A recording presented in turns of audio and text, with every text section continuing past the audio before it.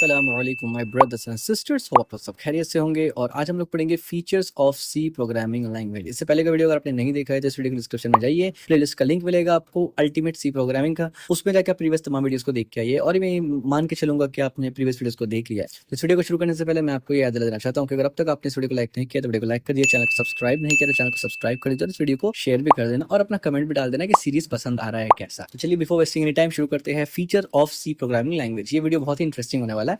Exploring the core characteristic that make C a powerful programming language. हम लोग सी पढ़ रहे हैं, राइट? तो सी का फीचर क्या है, हम लोग क्या क्या कर सकते हैं सी प्रोग्रामिंग पढ़ के, और मेजरली क्या क्या काम हो सकता है सी प्रोग्रामिंग से। वैसे हो तो बहुत कुछ सकता है, पर हम लोग मेजरली फोकस किस में करेंगे और सी का मेजर फीचर्स क्या है वो समझते हैं इस वीडियो में। सबसे पहला है प्रोसीजुअल, यानी step by step execution in instruction. दूसरा है फास्ट एंड एफिशिएंट, यानी डायरेक्ट हार्डवेयर मैनिपुलेशन। और तीसरा है मॉड्यूलर, यानी कोड रीयूज थ्रू लाइब्रेरीज। अब इन सब का मतलब क्या होता है आइए डिटेल में समझते हैं इस वीडियो में। Introduction to C language. C is an imperative programming language created by Dennis Ritchie at 1972, primarily as an operational programming language for creating an operating system।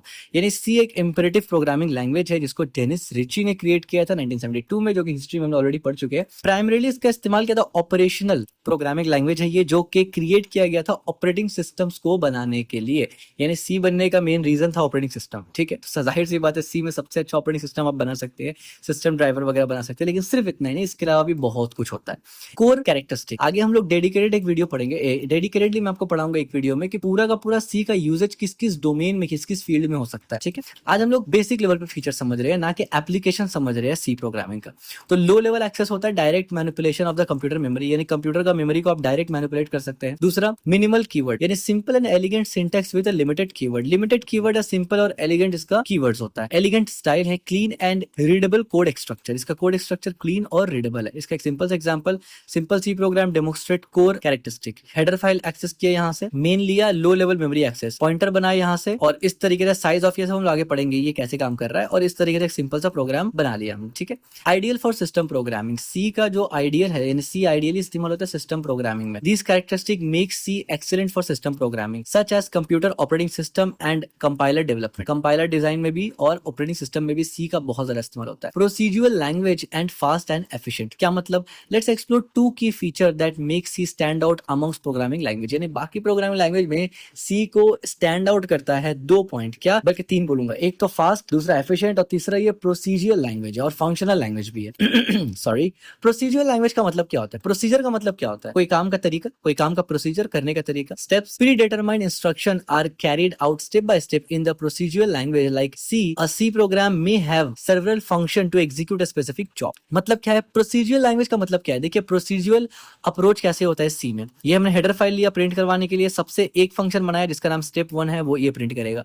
दूसरा फंक्शन बनाया स्टेप 2, वो ये प्रिंट करेगा। तीसरा फंक्शन ये print करेगा। तीन function अलग से बना लिया और अब मेन के अंदर 1 2 3 इस तरीके से एग्जीक्यूट करते चले गए। इसको बोलते हैं, ये है प्रोसीजरल अप्रोच, ठीक है? अच्छा, fast and efficient, modern languages such as Java and Python have more functionality than C. यानी सी से ज्यादा फंक्शनैलिटी जावा पाइथन वगैरह में है, but their performance rate suffer at the result of the main processing in this language.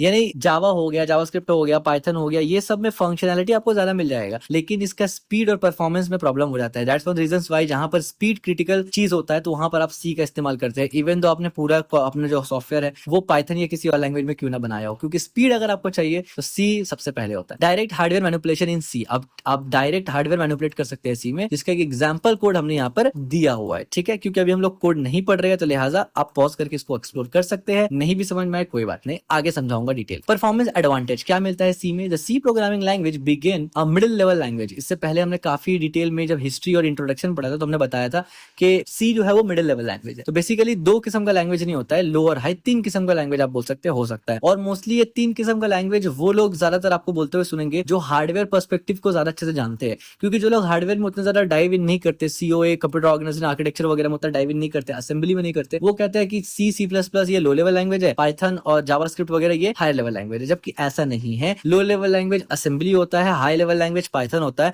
और ऐसा programming language basically high level programming language का अपना बेनिफिट्स होता है और लो लेवल का अपना बेनिफिट्स होता है। सी में वो दोनों बेनिफिट मौजूद है, तो वो मिडिल लेवल लैंग्वेज है, ठीक है? Allows programmer to directly manipulate computer hardware, ये बेसिकली जो फंक्शनलिटी है ना, डायरेक्ट हार्डवेयर को मैनिपुलेट करना, ये लो लेवल लैंग्वेज का ही फंक्शनलिटी होता है, but high level language do not. जैसे मैंने बताया, कोई भी high level language direct hardware को मैनिपुलेट नहीं कर सकता, कोई भी हार्डवेयर को, यानी कोई भी लैंग्वेज। अगर कोई लैंग्वेज मैनिपुलेट कर पा रहा है तो वो हाई लेवल लैंग्वेज हो ही नहीं सकता, या तो वो मिडिल लेवल हो या तो लो लेवल हो, ठीक है। और लो लेवल में क्या होता है, आप एप्लीकेशन सॉफ्टवेयर नहीं बना सकते, असेंबली में आप एप्लीकेशन सॉफ्टवेयर नहीं बना पाएंगे, आप सिस्टम लेवल ही सॉफ्टवेयर बना पाएंगे, जबकि सी में दोनों बन सकता है, ठीक है। इसीलिए C C plus plus stand out करता है। That's one of the reasons why C programming language is regarded the best place to begin learning programming language. जाहिर सी बात है, सी में दोनों चीजों का बेस्ट मिक्सचर है पूरा, इस वजह से सी वर्ल्ड वाइड सबसे बेस्ट प्रोग्रामिंग लैंग्वेज बन जाता है। Modularity and statistically typed. अब स्टैटिस्टिकली टाइप्ड क्या होता है और मॉड्यूलरिटी क्या होता है, दोनों का एग्जांपल दूंगा, दोनों समझ में आ जाएगा, टेंशन नहीं लेना बिल्कुल। This feature contribute to C's power and reliability in software development. जब आप सॉफ्टवेयर डेवलप करते हैं, देखिए सॉफ्टवेयर डेवलपमेंट अलग होता है, वेब डेवलपमेंट अलग होता है, दोनों में काफी ज्यादा फर्क हो जाता है, ठीक है। क्योंकि जब आप एक सॉफ्टवेयर बोलते हैं, मैं उसमें नहीं जा रहा हूँ, आगे पढ़ेंगे हम लोग डिटेल में कि सॉफ्टवेयर डेवलपमेंट और वेब डेवलपमेंट में क्या डिफरेंस है, बट है काफी डिफरेंस है। तो सॉफ्टवेयर डेवलपमेंट में सिस्टम डिजाइन वगैरह आ जाता है और उसमें काफी सारा एक्स्ट्रा चीज आ जाता है, उसका बहुत सारा चीज में एक छोटा सा पार्ट होता है वेब डेवलपमेंट, ठीक है। तो सॉफ्टवेयर डेवलपमेंट में सी का रियल पावर यहां से समझ में आता है, ये दो चीजों की वजह से। अब ये दो चीज ऐसा क्या है जो दूसरे प्रोग्रामिंग लैंग्वेज से ज्यादा सी को यानी स्टैंड आउट करवाता है? सबसे पहले modularity. Modularity refers to the notation of the saving C programming language code into the form of the library of the future storage usage. क्या मतलब इसका?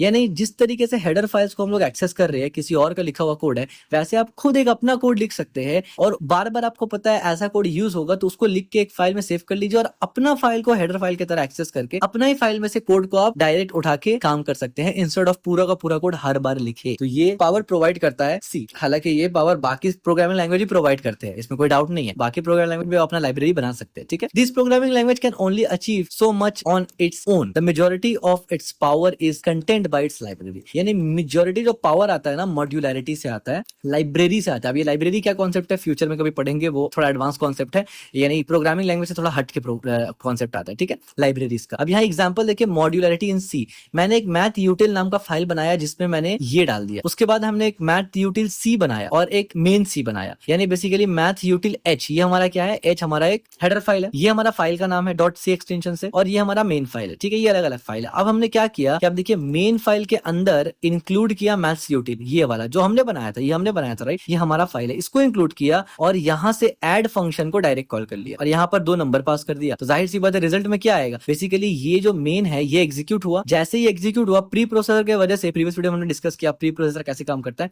प्री प्रोसेसर की मदद से ये फाइल का जो ये वाला कोड है ये हमारे प्रोग्राम में आ गया। अब हमने क्या किया, ऐड को कॉल किया, तो मान के चलिए ये पूरा का पूरा प्रोग्राम यहाँ आ चुका है प्री प्रोसेसर के वजह से। अब मैंने ऐड को कॉल किया तो जाहिर सी बात है ये कॉल हो जाएगा, ये दोनों इंटीजर है, मैंने दोनों नंबर पास कर दिया, तो जैसे ही ये इसके अंदर गया हमने यहाँ पर रिजल्ट लेके आ गया, और जाहिर सी बात है क्या होगा, ये रिटर्न कर देगा। यानी इसका कंप्यूटेशन कहाँ हो रहा है, इसमें हो रहा है, इस लाइन में कंप्यूटेशन हो रहा है, रिटर्न कर रहा है ये a प्लस बी को, और रिजल्ट हमारे पास मेन में आ जाएगा। बिल्कुल इसी तरीके से आप बाकी हेडर फाइल्स भी इस्तेमाल कर रहे होते हैं। तो ये होता है मॉड्यूलरिटी, यानी जो प्रिंटफ फंक्शन आप बनाते लिखते हैं, बेसिकली इस्तेमाल करते हैं, तो लिख थोड़ी रहे प्रिंटफ फंक्शन, वो तो काफी कॉम्प्लेक्स है, हेडर फाइल्स उठा के लेके आ रहे, तो सेम काम आप अपने से बनाकर भी कर सकते हैं, ये होता है मॉड्यूलरिटी। इसके बाद होता है स्टैटिकली टाइप्ड। इसका क्या मतलब होता है, the C programming language is a statically typed language that is the type of the variable is verified at compile time rather than at run time. यानी जो वेरिएबल का टाइप है ना वो कंपाइल टाइम में ही मालूम चल जाएगा, रन टाइम में उसको पता नहीं किया जाता है। This implies at every time programmers write a C program they must specify the kind of variable utilization. अब देखिए यहाँ पर 2 किस्म का लैंग्वेज,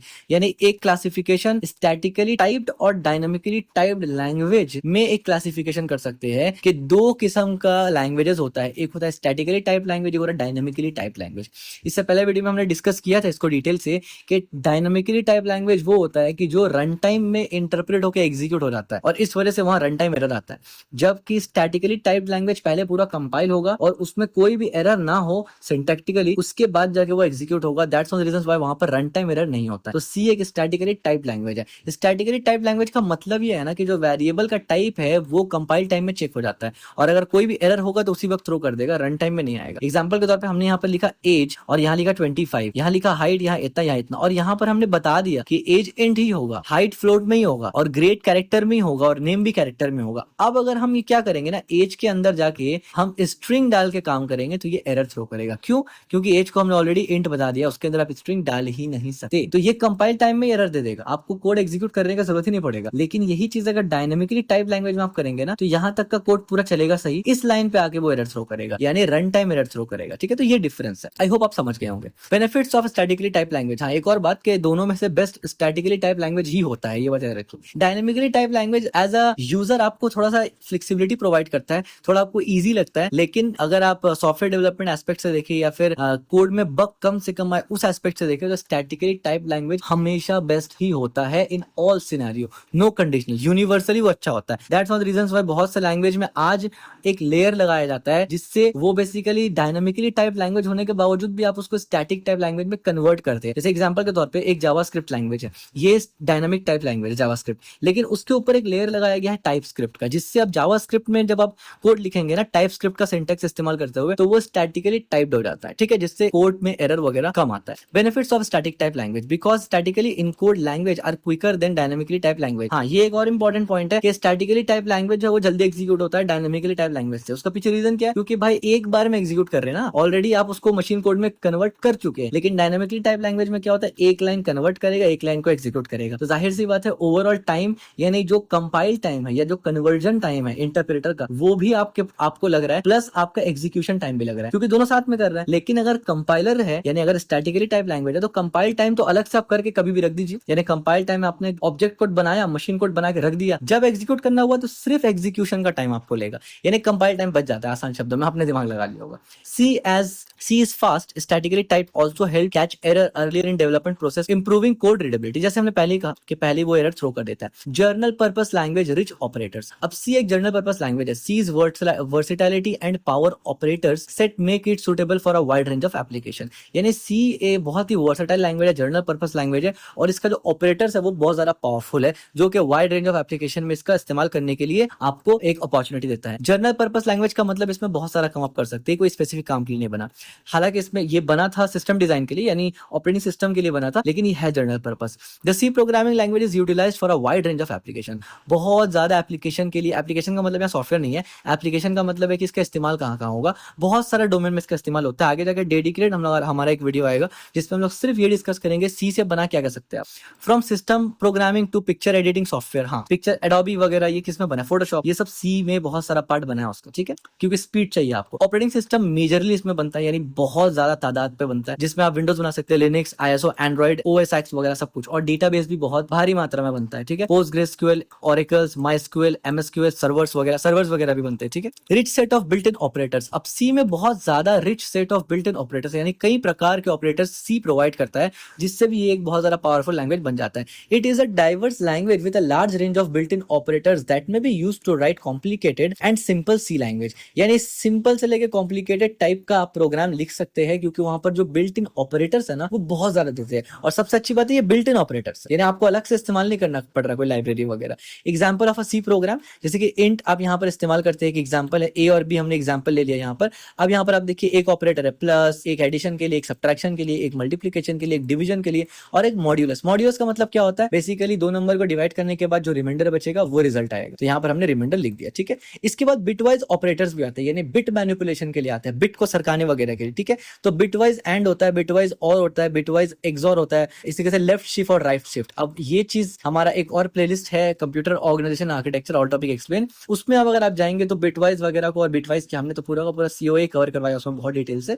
तो उसका जो फर्स्ट पार्ट है, वन शॉट भी उसका अपलोड हो जाएगा कुछ टाइम पे, उसका जो फर्स्ट पार्ट है वन शॉट का, वो ज्यादातर फोकस्ड है डिजिटल लॉजिक के ऊपर, यानी फ्लिप फ्लॉप कैसे बनता है और किस तरीके से बिल्ड हुआ, यानी सीपीयू में एएलयू कैसे बना, रजिस्टर्स कैसे बना, उसके फाउंडेशन बनने में कैसे डिस्कस हुआ। ज्यादातर हमारा फर्स्ट पार्ट जो है काफी लॉन्ग है, मोर देन 11 आवर्स का है, वो बेसिकली आपका डिजिटल से अलग टॉपिक रिलेट करता है। सेकंड में हमारा वॉन न्यूमन आर्किटेक्चर वगैरह स्टार्ट होता है। टोटल हमारा वो ideally mega series approximately 40 hours का कंप्यूटर ऑर्गेनाइजेशन आर्किटेक्चर का वीडियो है, जो कि एक पूरा सीरीज है हमारा, जो कि मेरे ख्याल से लेंथीएस्ट सीरीज, और इतना सिंपल तरीके से मैंने आपको समझाया वहां पर कि मजा आ जाएगा। अगर आप इंटरेस्टेड है तो आप जाकर वहां चेकआउट कर सकते हैं। रैशनल ऑपरेटर्स, अब रैशनल ऑपरेटर्स भी आपको कुछ मिलते हैं, जैसे कि ग्रेटर देन है, लेस देन है, equal to, not equal to, ये सब भी ऑपरेटर्स मिलते हैं। ठीक है, अब libraries, middle level language and portability, ये क्या होता है। लाइब्रेरी मैंने ऊपर बताया आपको, लाइब्रेरी का मतलब है कि एक सेट ऑफ कोड लिखा हुआ है एक जगह, आप उसको उठाते हैं और इस्तेमाल करते हैं, इसी को लाइब्रेरी बोलते हैं। दैट्स इट, इतना ही सिंपल है, और आप खुद का भी बना सकते हैं, ऊपर एग्जांपल हमने दे दिया। मिडिल लेवल लैंग्वेज, ये आपको ऑलरेडी हमने बता दिया कि मिडिल लेवल लैंग्वेज वो लैंग्वेज होता है जिसमें लो लेवल और हाई लेवल दोनों का जो पावर होता है, यानी जो बेनिफिट होता है वो होता है दोनों के पास। ठीक है,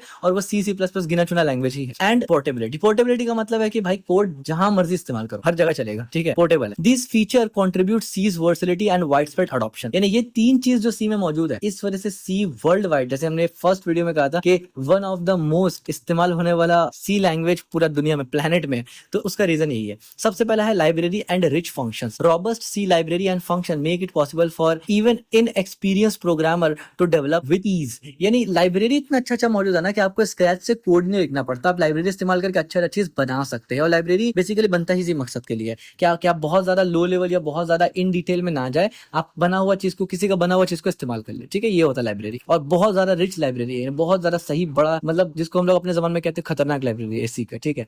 आगे हम लोग उसको भी एक्सप्लोर करेंगे। Middle level language, because it is a middle level language, it's combine both assembly capability and high level capability architecture, जैसे हमने पहले डिस्कस किया था। और portability, C language application are extremely portable because they can run and compile on any system with a little और minor modification. और हमने ये बात सी का हिस्ट्री में भी बताया था आपको कि सी बनाने का मकसद ही ये था कि भाई पोर्टेबिलिटी प्रॉब्लम हो रहा था, यानी जो डीपीडी 11 में, पीडीपी 11 में जब कंपाइल किया गया, यानी जब रन किया गया न्यूबी को, तो वहां पर वो चल नहीं रहा था, यानी पोर्टेबिलिटी दिक्कत था। तो सी का मेजर रीजन था कि भाई ऑपरेटिंग सिस्टम यूनिक्स का पोर्टेबिलिटी को बढ़ाना, कि दूसरे डिवाइस में भी वो चल सके, तो सी पोर्टेबल है। लिटिल और माइनर मॉडिफिकेशन से आप सी को हर जगह चला सकते हैं, ठीक है। और कुछ जगह आपको थोड़ा चेंज करना भी नहीं पड़ सकता, यानी कुछ कुछ जगह ही चेंज करना पड़ सकता है।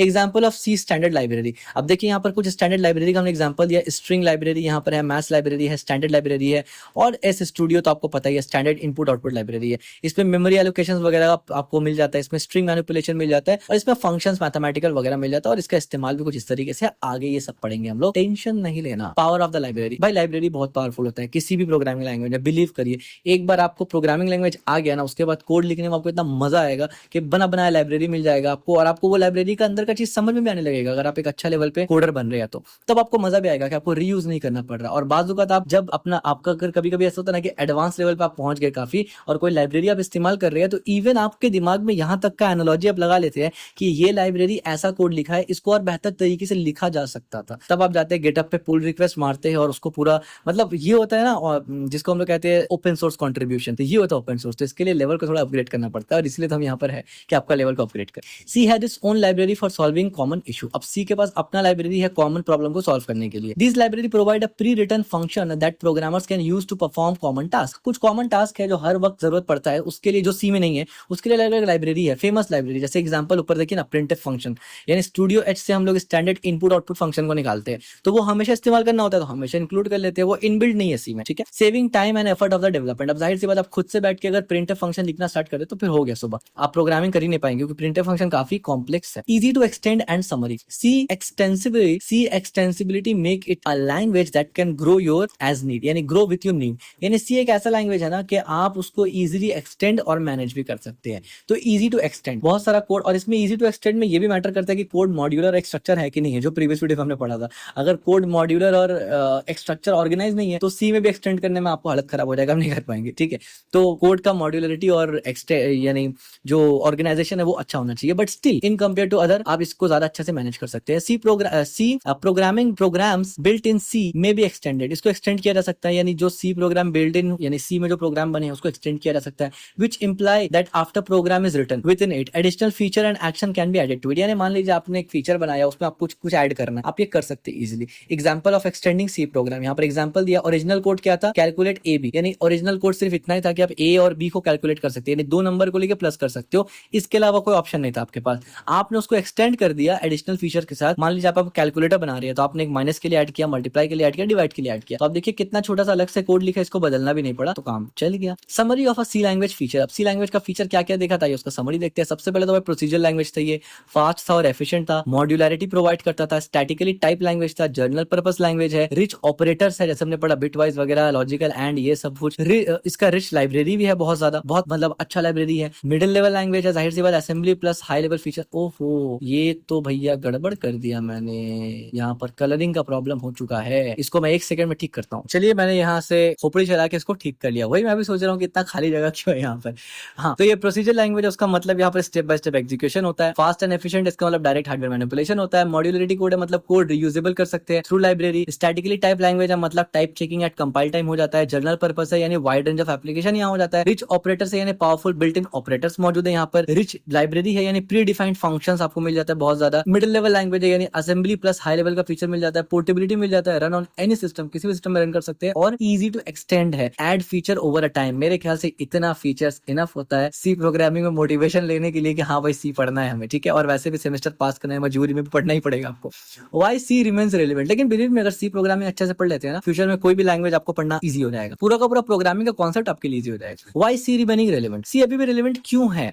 Despite being created in 1972, C continues to be widely used today due to its powerful combination of low-level capacity and high-level feature, making it ideal for system programming, embedded system and performance-critical application। याद रखिए, majorly आज के time पे C का इस्तेमाल कहाँ होता है? ऑपरेटिंग सिस्टम्स बनाने में होता है, सिस्टम प्रोग्रामिंग में होता है, सबसे ज्यादा ड्राइवर्स वगैरह में बनाने में होता है।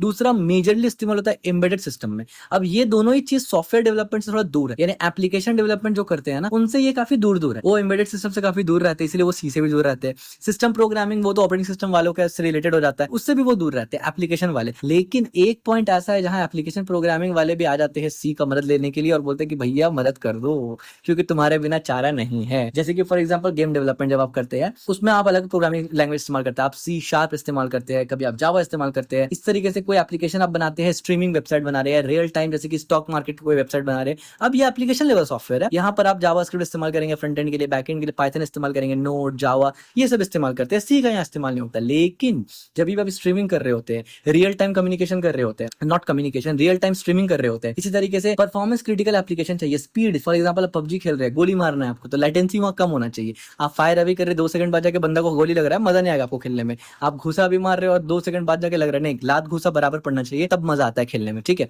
तो ये सब काम करवाने के लिए जो प्रोग्रामिंग लैंग्वेज में वो गेम्स बने हैं ना, वो प्रोग्रामिंग लैंग्वेज बेचारा ये सब चीज देता ही नहीं है पावर। तब वो प्रोग्रामर्स क्या करते हैं कि उन पोर्शंस को सी में लिखते हैं। पूरा एप्लीकेशन तो बना हुआ किसी और चीज में, कोई और लैंग्वेज में, लेकिन वो कंपोनेंट्स जिसके बेसिस, जिसके ऊपर लैटेंसी डिपेंडेंट है, जिसके ऊपर रियल टाइम या स्पीड मैटर करता है, तब जाके वो उस कंपोनेंट को सी में बनाते हैं। तो सी का जरूरत वहां भी लग जाता है। तो आप खुद सोच सकते हैं सी कितना पावरफुल है कि पूरा 90% वेबसाइट, 90% सॉफ्टवेयर एप्लीकेशन आपने एक पर्टिकुलर लैंग्वेज में बनाया, एक आर्किटेक्चर में बनाया, उसका एक और दो कंपोनेंट, क्योंकि आपको वहां पर स्पीड या लेटेंसी कम चाहिए, फास्ट चाहिए, इस तरीके का चीज चाहिए, और वो प्रोग्रामिंग लैंग्वेज आपको उस लेवल में नहीं दे पाएगा जिस लेवल पे सी देता है। आप मजबूरी में आके सी इस्तेमाल करते हैं। तो इसी से आप सी का पावर सोच सकते हैं, ना चाहते हुए भी सी इंटीग्रेट हो जाता है system level, application level software में भी, ठीक है। और इवन आज जो आपको पता है पाइथन का लाइब्रेरी है, नमपाई वगैरह, ये नमपाई किसके लिए काम में आता है? यानी आर्टिफिशियल इंटेलिजेंस और मशीन लर्निंग और डीप लर्निंग में ये फंडामेंटल चीज है, खास करके डीप लर्निंग में। नमपाई के बगैर डीप लर्निंग में इमेज प्रोसेसिंग, कंप्यूटर विजन, ये जितना भी डोमेन है इसमें नमपाई पूरी डिपेंडेंट है। और नमपाई का ज्यादातर कोड जो सी में ही लिखा हुआ है, हालांकि लाइब्रेरी या पाइथन का, लेकिन लिखा हुआ सी में। क्यों? क्योंकि स्पीड चाहिए होता है, ठीक है। इस पे भी कभी डिस्कस करेंगे डिटेल में, कैसे कब सी का इस्तेमाल होता है, दैट इज डिफरेंट, अलग पॉइंट है। लेकिन इंटरेस्ट के लिए मैंने आपको बता दिया कि सी को हल्के में ना लेना, ठीक है। सी बहुत खतरनाक है। तो आप सी पढ़ रहे हैं तो आप खुद को भी समझ लीजिए कि आपका लेवल भी बहुत खतरनाक हो जाने वाला है, और मैं आपको पढ़ाऊंगा ऐसे कि सी आपका फेवरेट लैंग्वेज बन जाए। तो अगर अब तक आपने वीडियो को लाइक नहीं किया तो वीडियो को लाइक कर दिया, चैनल को सब्सक्राइब कर दिया, और वीडियो को शेयर भी कर देना और कमेंट भी करते जाना।